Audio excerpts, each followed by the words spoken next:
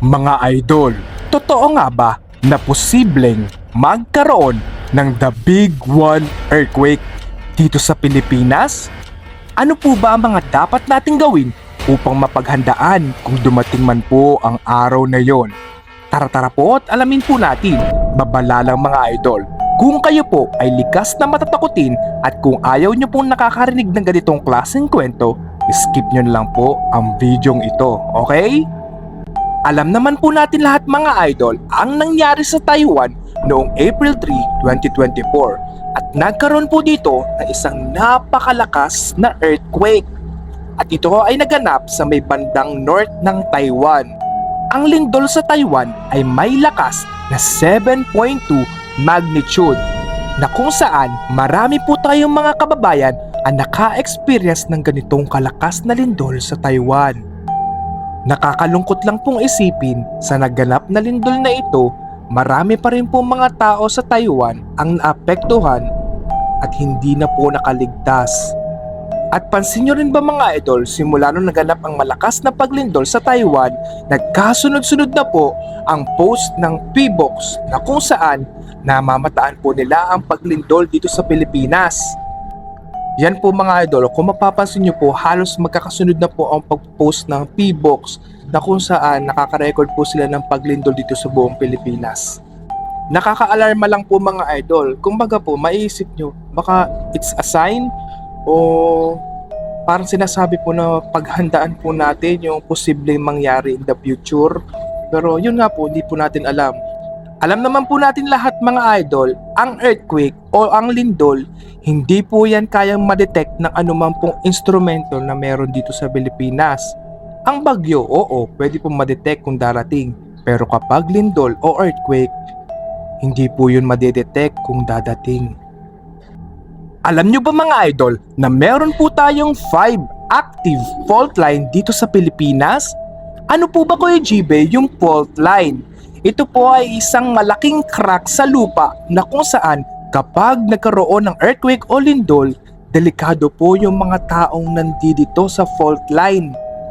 At ang 5 active fault line na meron dito sa Pilipinas ay ang West Panay Fault Line, ang West Valley Fault Line, ang The East Valley Fault Line, ang The Surigao Fault Line, at ang panghuli, ang Bangi Fault Line. Pero sa 5 nasabi ko pong mga active fault line, isa po dyan talaga ang pinangangambahan na umibo at ito po ang West Valley Fault Line.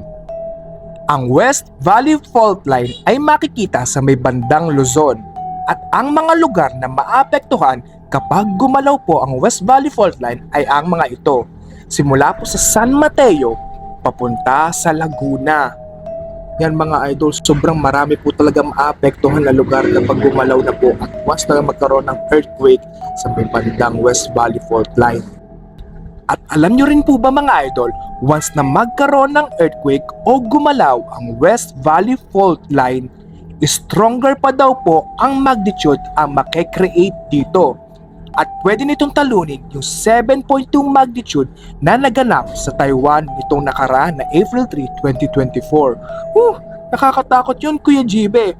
Opo, at yun po ang tinatawag na The Big One. Ay mga idol, disclaimer lang po, hindi po ako gumawa ng content na ito para sabihin takutin kayo. Ito po ay pagpapaalala lang o para po maging aware ang mga viewers na posible po talaga magkaroon ng The Big One in the future. Lalo na po at marami na po mga nagaganap na kung saan hindi po natin maipaliwanag. Paano nga po ba kayo GB ang aming gagawin bago po mangyari ang ganitong mga sakuna? Para sa akin po mga idol, kung ako po inyong tatanungin, bago po mangyari man po ito in the future, sana po mas tibayin pa rin po natin ang pananampalataya natin sa ating Panginoon at humingi po tayo ng gabay araw-araw at ipag-pray na sana hindi po ito mangyari. Siguro masasabi ko rin po na bago po mangyari ito, matuto po tayong mag-imbak ng mga pagkain, damit, mga needs po natin in case magkaroon po ng sakuna. At umiwas po tayo sa mga matataas na buildings na pwedeng may bumagsak sa atin. At kung maganap man po yung earthquake, humanap po kayo ng matibay na pwede nyong silungan or pasukin para po mailigtas po yung sarili ninyo. Halimbawa po, table na matibay, pumunta po ko sa ilalim at yubo ko. Yung mga basic earthquake etiquettes po, yun po i-apply natin in the future. Pero yun nga po mga idol, ang hirap po magsabi ng mga gagawin. Paano kung nagkataon na dumating na mismo yung oras na yun, talagang mawiwindang lahat ng mga tao. Nakakatakot lang po talaga isipin.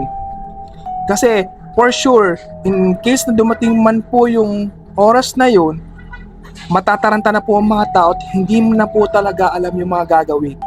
Pero as ang mga taong mga idol na attentive at aware sa mangyayari, sana po alamin din po natin yung mga pwede nating gawin para makaligtas po tayo sa ganong sakuna. Mga idol, ito pa, hihabol ko rin po.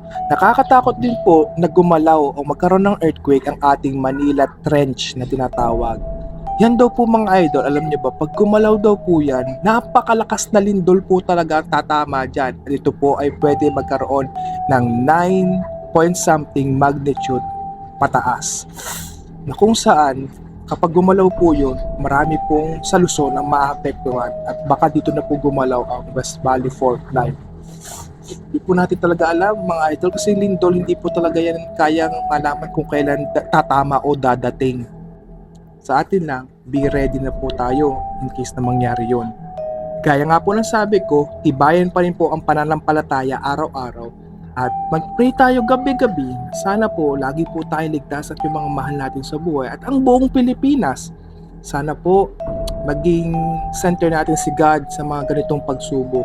Hindi niya po tayo pababayaan. Kung kayo po ang tatanungin ko mga idol, naniniwala po ba kayo na malapit na po mangyari ang The Big One?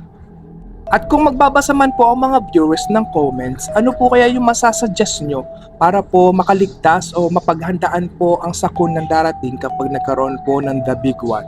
Comment nyo po sa comment section mga idol para rin po malinawan po kami o tayong lahat na makakapanood po ng video ito. At ang last na tanong ko po sa inyo, handa na po ba kayo sa mga mangyayari in the future? Comment nyo nga po sa comment section at i-share nyo na po ang video ito sa mga friends nyo para malaman din po nila ang mga dapat gawin kapag dumating na po ang oras na kung saan tatama na po ang The Big One. Cute!